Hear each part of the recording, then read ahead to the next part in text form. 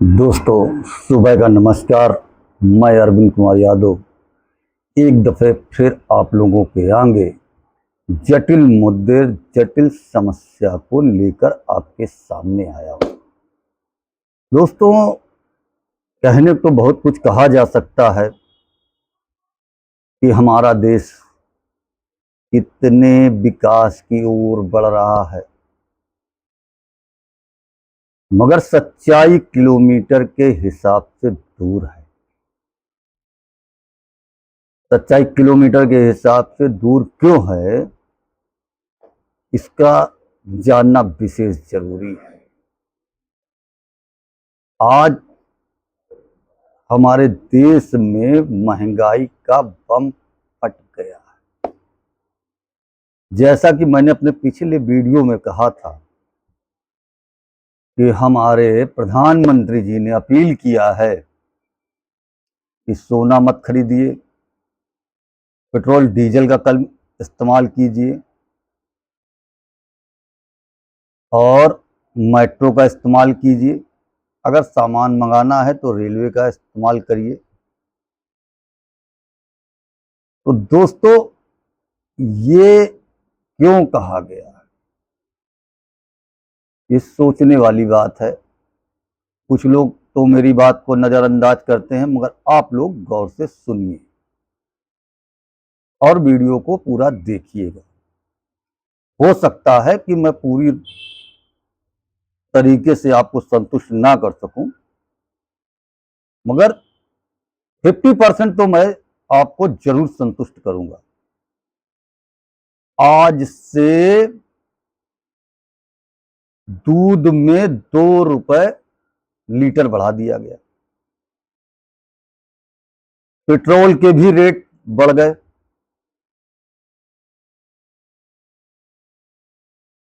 और यहां तक कि एयर इंडिया ने अपनी फ्लाइटें कैंसिल कर दी। अब एयर इंडिया का कहना है कि हमारे पास फ्यूल नहीं, मगर जो दूसरी कंपनियां हैं उनको तो इससे बहुत बड़ा फायदा हो रहा है। अब एयर इंडिया के पास पेट्रोल की कमी है तो दूसरी कंपनियों के पास पेट्रोल की कमी क्यों नहीं? ये सोचने वाली बात है। ये मेरा आम जनता से सवाल है एक प्रकार का कि क्या आप लोग इसमें कौन सा तर्क रखेंगे कि एयर इंडिया सही है अपनी जगह पर। दूसरा बिंदु आया है कि अब हमारे देश में जो चीनी की पैदावार होती है, ये आप सभी लोग जानते हैं कि विश्व में दूसरे नंबर पर इंडिया में चीनी का उत्पादन होता है। अब इस पर रोक लगा दी गई है कि अब हम बाहर चीनी नहीं भेजेंगे। अब चीनी नहीं बाहर जाएगी तो विदेशी मुद्रा हमारे देश में नहीं आएगी। और चीनी बाहर क्यों निर्यात करने से रोक लगाई गई है, उसका मैं आपको प्रमुख कारण बताता हूं। पिछले वर्ष जो है चीनी का उत्पादन हमारे देश में ज्यादा नहीं हुआ और इस वर्ष भी मानसून कमजोर होने की आशंका है। इस कारण चीनी निर्यात पे रोक लगा दी गई है। तीसरा एक बिंदु और आपके सामने मैं रखना चाहूंगा कि जो विदेशी इन्वेस्टर हमारे देश में इन्वेस्टमेंट करते थे, बड़े स्तर पर उनके पोर्टफोलियो थे, तो उनका इन्वेस्टमेंट 1993 में हमारे देश में खोला गया था कि बाहरी व्यक्ति आकर हमारे देश में इन्वेस्टमेंट कर सकता है। मगर 2022 से विदेशी इन्वेस्टर जो भी हमारे देश में रुपए लगाए थे, उन्होंने वो रुपए वापस निकालना शुरू कर दिया।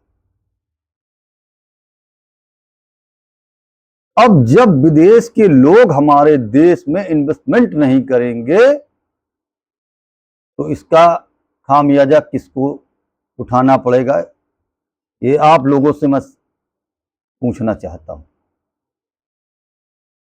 क्योंकि विदेशी लोगों को डर था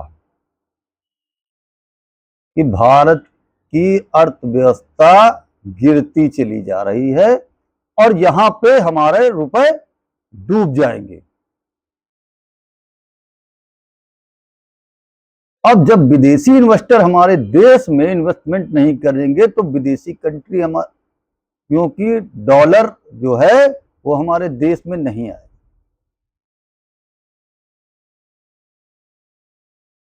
अब आरबीआई ने महंगाई बम फोड़ दिया। हमारे प्रधानमंत्री जी ने देश की जनता से अपील की, जैसा कि मैं बता रहा हूं आप लोगों को, जो भी मेरे पास जानकारी है, कि इन सब चीजों का असली दोषी कौन है। अब महंगाई बढ़ाने का जो ड्रामा चल रहा है इस समय, उसका मेन प्रमुख कारण क्या है। अब हार्मोस की अगर बात की जाए कि हार्मोस के कारण हमारे देश में पेट्रोल, डीजल, गैस, अन्य चीजें नहीं आ पा रही, इस कारण ये दिक्कत आ रही है, तो ये सरासर झूठ है। मैं इसको झूठ क्यों कह रहा हूं, इसको झूठ इस वजह से कह रहा हूं कि ईरान जिन देशों पे हमला कर रहा है, वहां पे तो अर्थव्यवस्था पे कोई फर्क नहीं पड़ा, वहां का रुपया जैसे था वैसे चल रहा है। भारतीय ही मुद्रा क्यों गिर रही है। आज पाकिस्तान हमसे अच्छी स्थिति पे है, बांग्लादेश हमसे अच्छी स्थिति पे है, नेपाल हमसे अच्छी स्थिति पे है, तो भारत की ही मुद्रा क्यों घट रही है।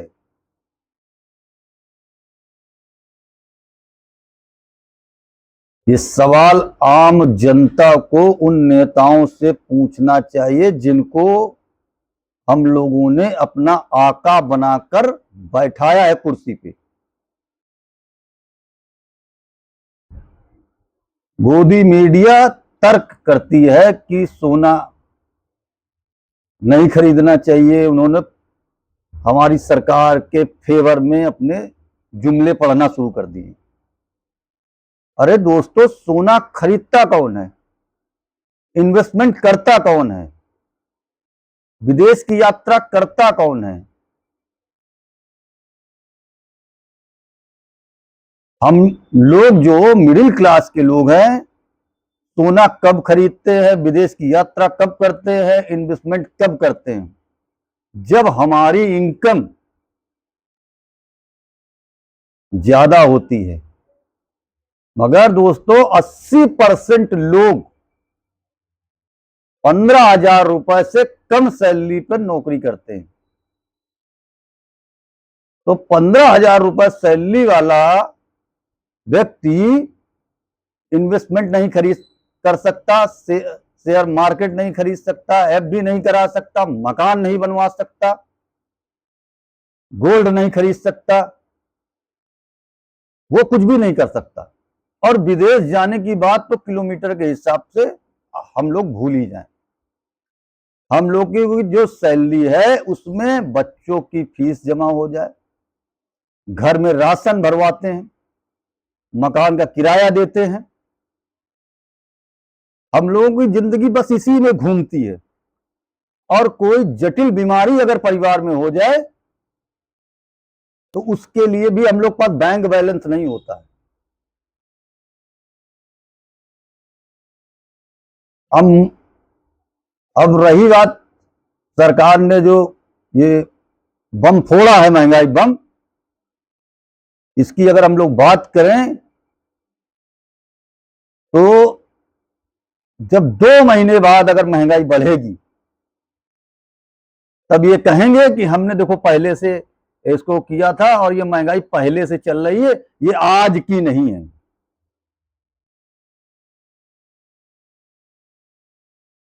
सरकार गोदी मीडिया अपने तर्क रखेगी तरह तरह से कि भाई महंगाई पहले की है, ये आज की नहीं है।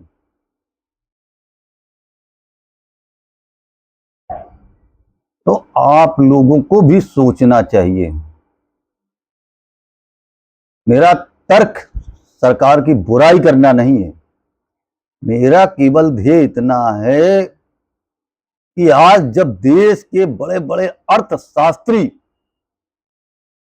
अपने अपने स्तर से इस समस्या को लेकर बयान दे रहे हैं, राय दे रहे हैं, तो क्या हमारे प्रधानमंत्री जी को उनकी सलाह लेकर कोई ऐसा कदम नहीं उठाना चाहिए कि जो देश में ये सब चल रहा है, विदेशी इन्वेस्टर भाग रहे हैं, क्यों भाग रहे हैं, इसको रोकने के लिए कुछ उचित कदम उठाए जाएं। और हारमोस के नाम पर आप अपनी जवाबदेही से नहीं बच सकते और ना बचने का प्रयास करना चाहिए। आप इंदिरा जी के जमाने की बात करते हैं, आप जवाहरलाल नेहरू जी के समय की बात करते हैं, उस पीरियड में दौर कुछ और था। हमारा देश हाल ही में आजाद हुआ था, अंग्रेज लूट के ले गए थे। तब जवाहरलाल नेहरू जी ने कहा था कि हम लोग एक टाइम खाना खाएं।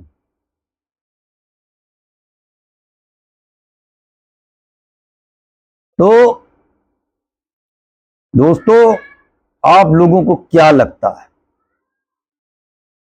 हमें आपको सबको मिलकर सोचना चाहिए ना कि कल तक जो देश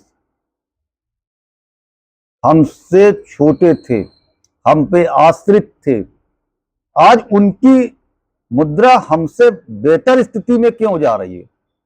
मैं मानता हूं नेपाल का, पाकिस्तान का रुपया, श्रीलंका का रुपया आज भी अभी भारत के रुपए की अपेक्षा कमजोर है, मगर कमजोर तो है, मगर इस समय जिस कंडीशन पे भारत की मुद्रा चल रही है, धीमे धीमे धीमे धीमे मतलब ग्राफ नीचे आ रहा है और उनका ग्राफ गिर नहीं रहा है, उनका ग्राफ अप अप अप करता चला जा रहा है। तो फैसला आम जनता को करना ही पड़ेगा और प्रधानमंत्री जी को भी एक कठोर निर्णय लेते हुए देश की जनता को इस संकट से उबारना भी पड़ेगा, क्योंकि 12 साल से तो आप सत्ता में बैठे हैं, तो आप किसी को दोष नहीं दे सकते ना कि जो हमारी अर्थव्यवस्था कमजोर हो रही है इसकी जिम्मेदार दूसरी सरकार है।